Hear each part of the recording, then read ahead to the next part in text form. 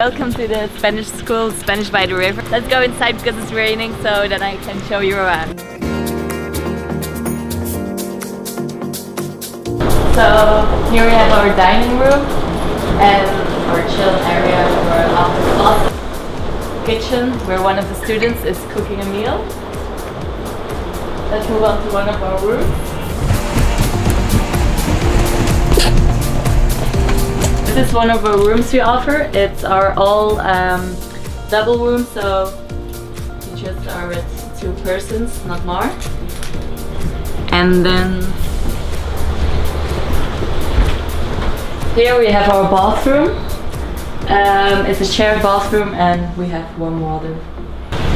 Here, this is one of our classrooms. It's outside on the balcony. People have classes from 8 till 12 in the morning. And afterwards they can chill in the hammock. They can also sit over here on the balcony where you have a beautiful view.